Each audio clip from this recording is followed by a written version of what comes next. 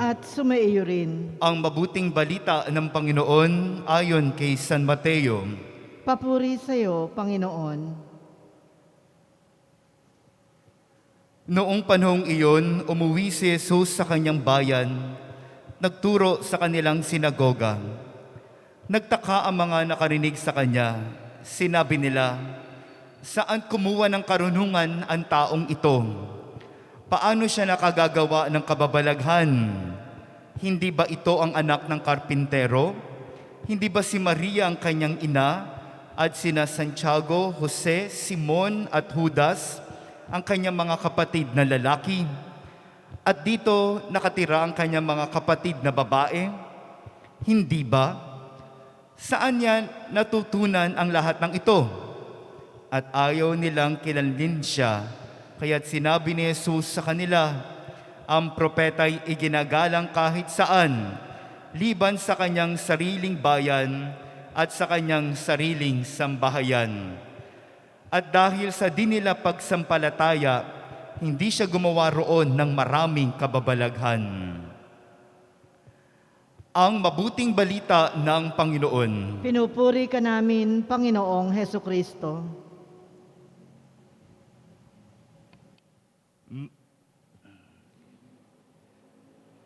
Hindi ko muna po aalisin ng face mask dahil delikado po ang sitwasyon po ngayon. Ibabalik ko na lang po ulit.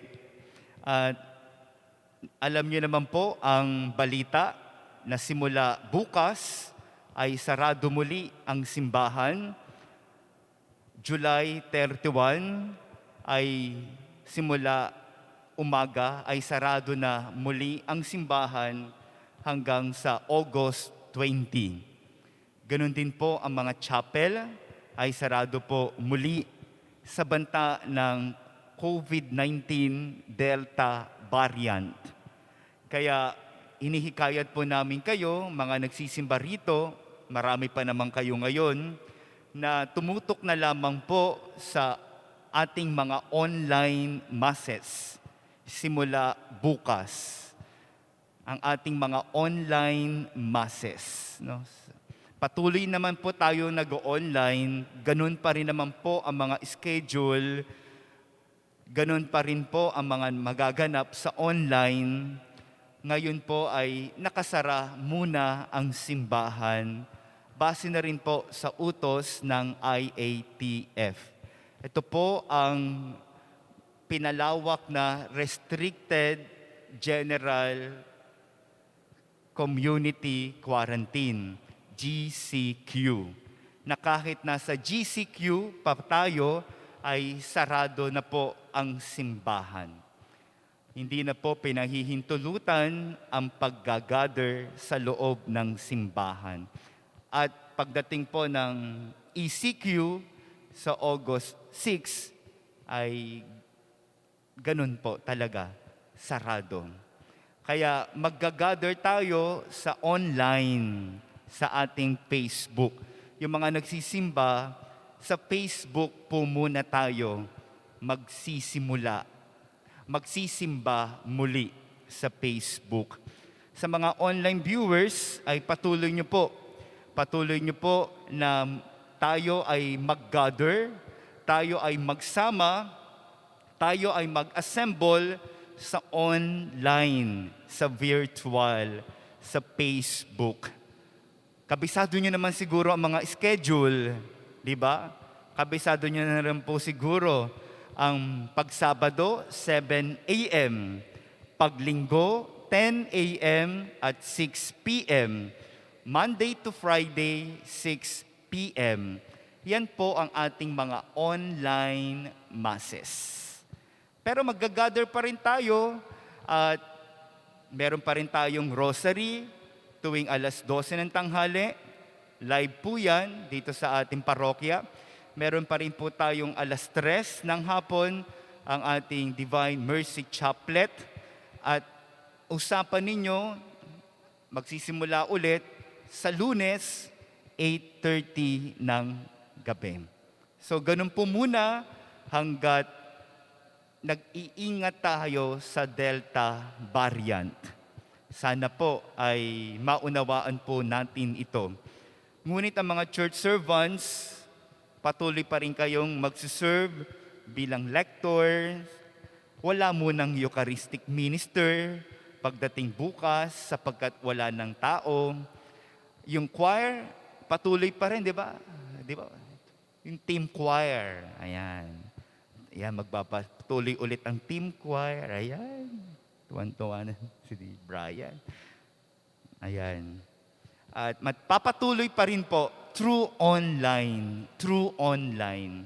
Sana po'y maunawaan po ninyo ang ginagawang paghihigpit para po sa ating kapakanan sapagkat delikado ang Delta variant. Delikado po iyon. No, kaya iba yung pag-iingat. Antabayanan nyo na lamang po ang bakunahan sa parokya na kung matutuloy o hindi. No? Kung matutuloy o hindi. Naka-schedule tayo ng first Saturday ng August. Pero tignan po natin kung matutuloy po o hindi ang parish mass vaccination. Para po yan sa ating kaligtasan. Amen? So muli po mula bukas, sarado po muna ang simbahan para po sa pag-iingat na rin po natin. Ang mga misa sa patay ay yung mga immediate family lamang po. Kung magpapabasbas, immediate family. Ang binyag, ang kasal, ay wala pa pong guidelines. Hinihintay pa po namin ang guidelines tungkol sa binyag at tungkol sa kasal. Pero dahil nga lockdown, sarado ang simbahan, malamang ko ay mapopostpone muna. Sa tingin ko po ang mga sakramentong iyon. Para naman po sa ating kapakanan, mag-ingat po tayo kasi delikado. At mas delikado kung meron pang magbubuwis ng buhay, kung meron pang mahahawa at mahahawa. Mas delikado. So, konting sakripisyo po, mga kapatid ko kay Kristo. Alam ko ay mabigat yan sa ating kalooban na muling isara ang simbahan. Alam ko, pero nakasarado man ang pinto, bukas naman ang Facebook ng simbahan.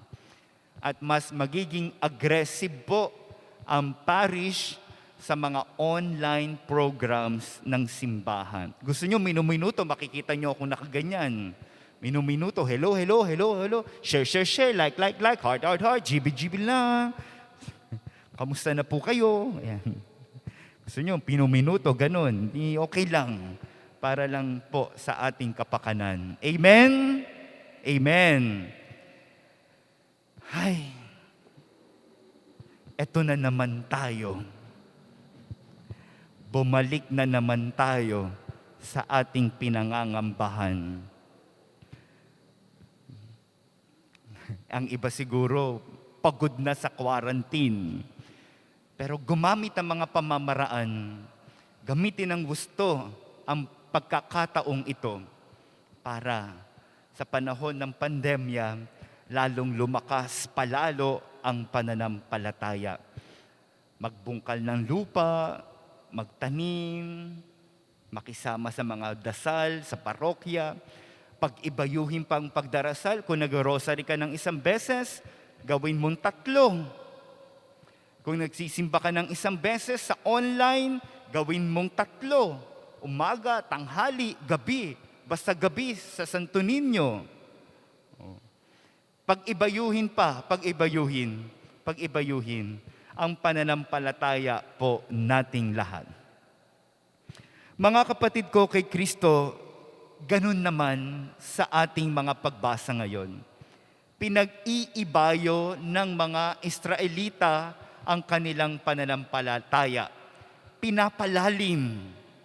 Paanong pinapalalim ang mga nakaugalian nating piyesta, ang mga nakaugalian nating pagdiriwang sa ating pananampalataya ay ginagawa na noong paman. At ang original niyan ay ang mga Israelita. Narinig po ninyo sa unang pagbasa kung papaano nila ipinapagdiwang ang iba't ibang mga piyesta, ang iba't ibang mga liturhiya ng pananampalataya.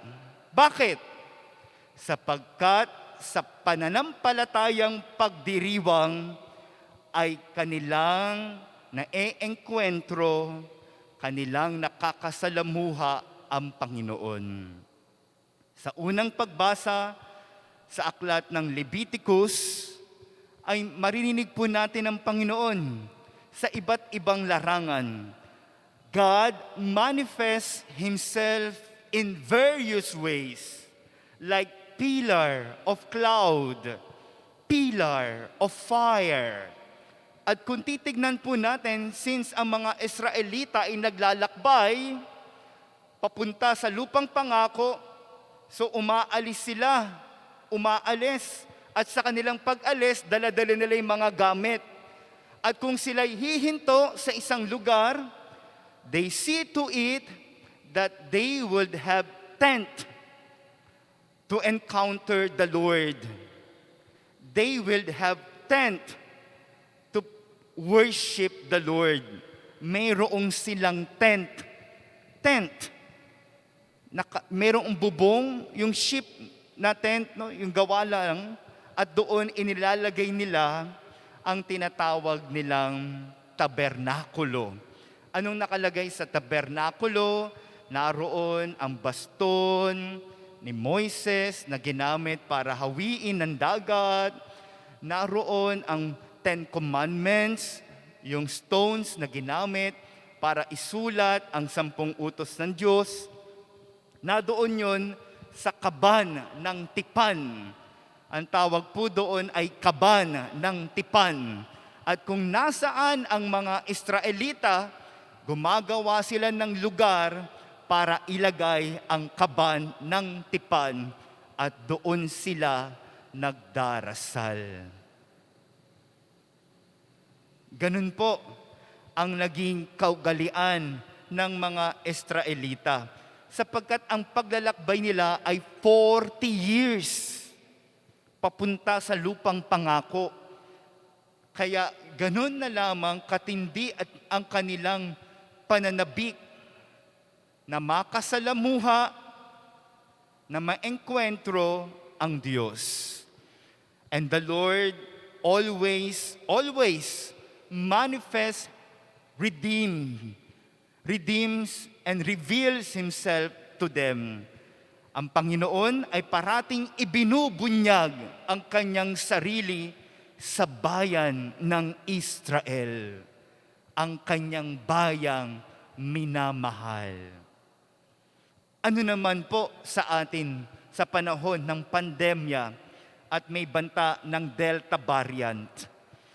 Kahit na may COVID-19, patuloy pa rin ang pagbubunyag ng Panginoon ng kanyang sarili sa pamamagitan ng Facebook, sa pamamagitan ng Instagram, sa pamamagitan ng social media.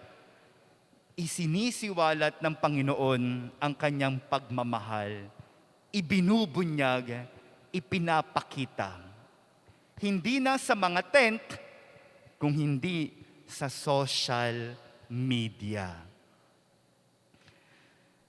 Maraming beses po na nagkakaroon ng pagtitipon sa Zoom kapag may patay.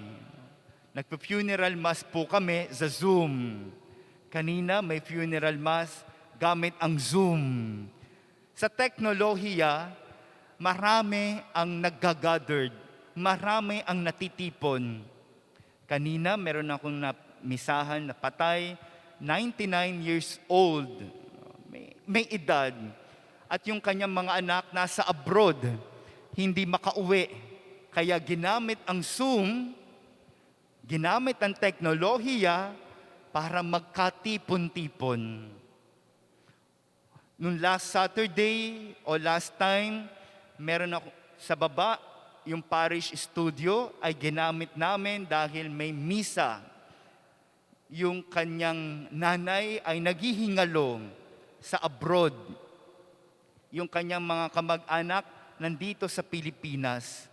So nakatutok doon, tinanggal na yung life support sapagkat ibinigay na nila ang buhay dahil wala ng tsansa at posibilidad na mabuhay, tinanggal na yung life support. At habang nagmimisa kami, ay naghihingalo na yung nanay. At doon naiparamdam ang pagmamahal ng Diyos na sa panahon ng kapighatian, nagbubunyag pa rin ng kabaitan at kagandahang loob ang Diyos. Pinakita sa akin yung text ng mga nasa abroad at pati yung nasa Pilipinas. At ang sabi nila, salamat sapagkat nararamdaman pa rin namin ang pagmamahal ng Diyos. Zoom, Facebook, Instagram, naroon ang presensya ng Diyos. Kaya ginagamit yan ng simbahan para mag-gathered sa teknolohiya sa panahon ng pandemya. Kaya huwag tayong mawawalan ng loob. Huwag tayong maghihinagpis dahil nakasara na naman ang parokya. Panandalian lamang ito. Ngunit gagamitin natin ang teknolohiya para muli ay magkatipon-tipon tayong lahat. Amen? Amen po. Amen? Amen. At nawa po sana ay palakasin tayo ng Diyos, palakasin tayo ng Kanyang salita. Ngayon tayo'y humaharap na naman sa panibagong banta ng pandemya, ang Delta variant.